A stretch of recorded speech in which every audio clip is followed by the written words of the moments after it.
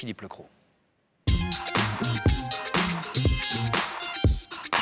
Depuis 10 jours, c'est devenu l'homme le plus recherché du pays. Dans l'enquête sur le quintuple meurtre de Nantes, Xavier Dupont de Ligonnès fait désormais l'objet d'un mandat d'arrêt international.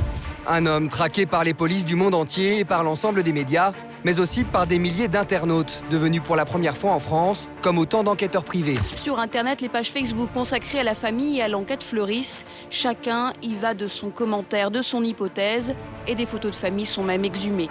Pourquoi les réseaux sociaux ont-ils pris une telle importance dans cette affaire? Comment Internet a-t-il aidé les journalistes à travailler sur le terrain? Et ces révélations fausses ou vraies changent-elles les méthodes de travail de la police judiciaire? Enquête autour d'un drame familial qui révolutionne le journalisme de faits divers. Au départ, ce n'était qu'une disparition inquiétante, celle d'une famille de 4 enfants à Nantes, jusqu'à ce que les enquêteurs découvrent les corps de la mère et des enfants le 21 avril dernier. L'enquête bascule donc malheureusement nettement sur une qualification criminelle de séquestration et d'assassinat.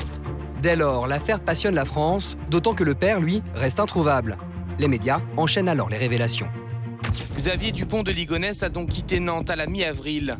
Un premier signalement à Blagnac, près de Toulouse, puis un deuxième dans le Vaucluse le 12 avril. L'homme a également retiré 30 € dans un distributeur de la ville. Des fuites venant des policiers locaux à Nantes qui ont agacé les responsables de l'enquête. Dans le café situé à 2 pas de la maison des Dupont de Ligonnès où se retrouvent les journalistes, on dit avoir senti un changement de comportement du côté des sources habituelles. Je sais qu'il y a eu des tensions, à un moment où on a fait savoir à la hiérarchie, aux policiers, que maintenant il faudrait peut-être arrêter de parler, parce qu'effectivement on en a peut-être un peu trop dit, un peu trop de détails sur la fuite, sur le sud de la France notamment. Peut-être qu'effectivement ça peut gêner.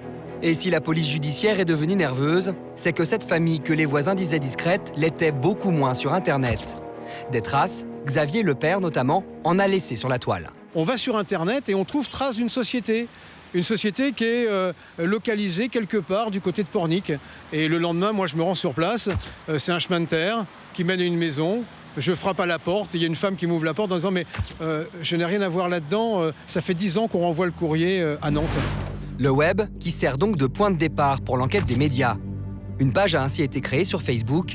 Des internautes y traquent les empreintes laissées par la famille sur Internet, notamment par la mère Agnès qui dialoguait beaucoup sur des forums de discussion.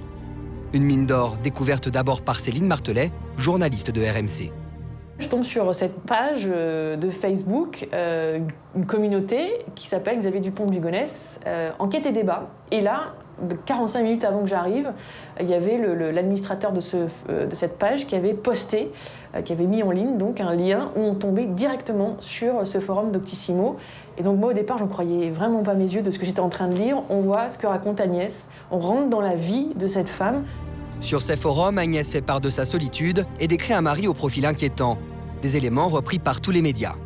Il dit que ça ne serait pas une catastrophe si on mourait tous, toute la famille, et même si lui, il mourait.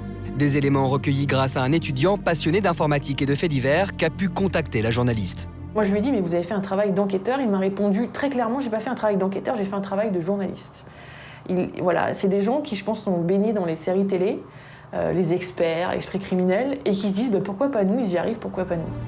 Un garçon qui préfère rester discret et qui affirme avoir dévoilé des éléments que la police elle-même ignorait, comme ces messages incohérents laissés par le père sur un forum catholique quelques jours après les assassinats et qui ont attiré l'attention de nombreux internautes. Dans les pays anglo-saxons, il y a ce qu'ils appellent le crowdsourcing, c'est-à-dire des sites internet ou des pages Facebook où des gens travaillent quasiment en termes d'enquête et recueillent le plus de renseignements possible et évidemment ont comme un appel à témoins, sauf que eux, ça va très très vite. Des méthodes qui ont débarqué en France pour la première fois à l'occasion de ce fait divers et qui ne sont pas sans poser question pour les journalistes. Car derrière certaines infos se cachent les rumeurs les plus folles. Il y a plein d'informations qu'on n'a pas passées parce qu'on n'arrivait pas à les vérifier. Notamment, soi-disant sourcé, un passage à Nice. Bon, là, nous, on ne confond pas notre métier avec celui d'enquêteur, et les enquêteurs, visiblement, n'arrivaient pas non plus à vérifier ces hypothèses. Des infos en plus pour les journalistes donc, mais pose-t-elle problème à la police judiciaire? Nous avons posé la question à Xavier Roncin, le procureur de la République de Nantes. Il a refusé toutes les interviews sur l'affaire jusque-là, mais l'existence de cette enquête parallèle sur Internet l'a poussé à nous répondre. Il y a un problème de gestion pour les enquêteurs des flux d'informations qui arrivent via les médias. Et après, les policiers ont un vrai problème qui est de trier parmi l'ensemble de ces informations, celles qui sont pertinentes et doivent tout de suite être corrigées. Et ça, il est évident que c'est un nouveau défi. Un défi pour la justice, pas forcément négatif, car certains éléments apportés par le net ont aussi permis de faire avancer l'enquête. Tous les aspects sur la personnalité de M. Ligonnès, sur les aspects financiers, qui n'étaient pas forcément des aspects totalement prioritaires sur des informations qui sont en soi utiles.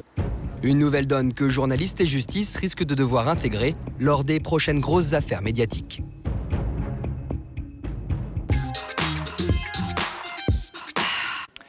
Et pour parler des relations médias-justice, mais aussi